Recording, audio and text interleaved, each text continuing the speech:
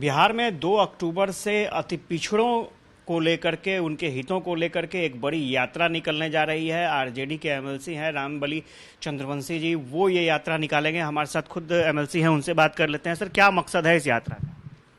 देखिए, ये हम लोग के अति पिछड़ा आरक्षण जो है, मूल अति पिछड़ा, उसको बचाने के लिए हम लोग आज सड़क पर निकले हैं।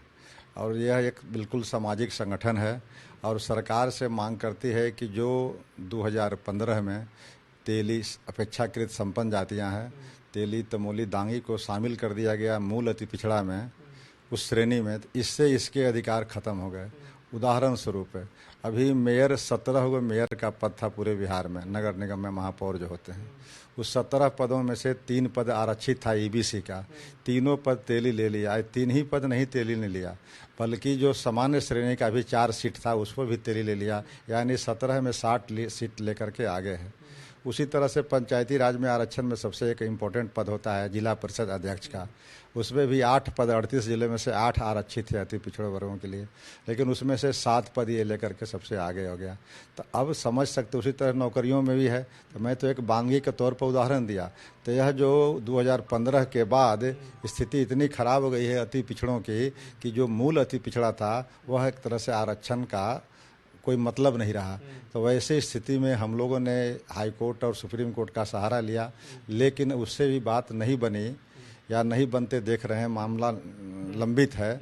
तो हम लोगों ने जनता की अदालत में एक बड़ा कार्यक्रम का निर्णय लिया है। वह कार्यक्रम में 5 सूत्री मांगों को पूरा करने के लिए ये हम पदयात्रा हम लोग निकाल रहे हैं कर्पूरी ग्राम से, जो समस्तीपुर में है। वहाँ से 7 अक्टूबर को पटना मिडल स्कूल मैदान में आएगी यात्रा, और यात्रा का समापन जो होगा बड़ा भव्य ढंग से होगा, और उसमें हजारों लोग, 50,000 लोग यहाँ शिरकत करेंगे। सर, एक चीज़ और है कि आप जो बात कह रहे हैं, तो जेडीयू कहीं ना कहीं कहती है कि वोटर उनके हैं, और जिन जातियों की बात आप कर रहे हैं उनके भलाई के लिए उन्होंने काम किया, अति पिछड़ा समझ में उनको शामिल किया गया। तो ये तो जेडीयू के वोटर माने जाते हैं।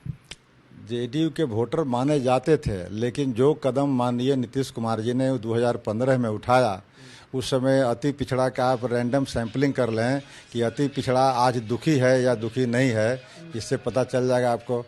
तो इसलिए मेरा सवाल है कि नीतीश कुमार जी एक पंचायती राज में जो आरक्षण दिए, इससे अति पिछड़ा उनको नसीहा मानता था, लेकिन जो 2015 में उन्होंने तलवार चलाई आरक्षण पर, उससे कहीं न कहीं नीतीश कुमार अति पिछड़ों के साथ कातिलाना हमला किए, और इससे आज अति पिछड़ा बड़ा मर्माहत है, आंदोलित है।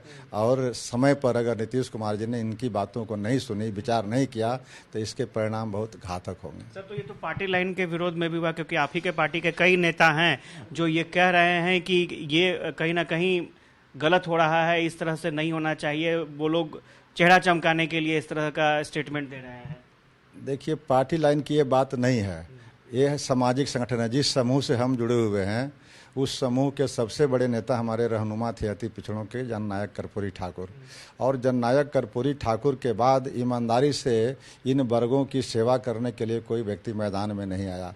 तो आज मैं अपने हितों की तिलांजलि देकर के भी एक सामाजिक संगठन के रूप में उस समाज के हित के लिए मैदान में आया हूं, और सरकार से समय रहते इससे मांग कर रहा हूं कि सरकार इसको विचार करे और विचार करके इसको वापस करे 2015 के पहले वाले। लेकिन सर, आपके फैसले से बीजेपी को फायदा हो सकता है। अब बीजेपी को फायदा हो कि किसको घाटा हो, ये सवाल मेरा नहीं है। सवाल मेरा है सामाजिक हित में इतने बड़ा समूह है जिसकी आबादी लगभग 45% है, तो वो 45% के हितों की रक्षा के लिए, यानी 110 जाति बनाम 3 जाति, तो अब ये सरकार तय करे कि हम उन 3 जातियों के साथ हमें जाना है कि 110 जातियों के साथ जाना है, हमें न्याय करना है या हमें अन्याय करना है। तो इसलिए हम ये सरकार पर छोड़ दिए हैं। ये पार्टी लाइन पर फैसला मेरा नहीं है, ये सामाजिक लाइन पर है।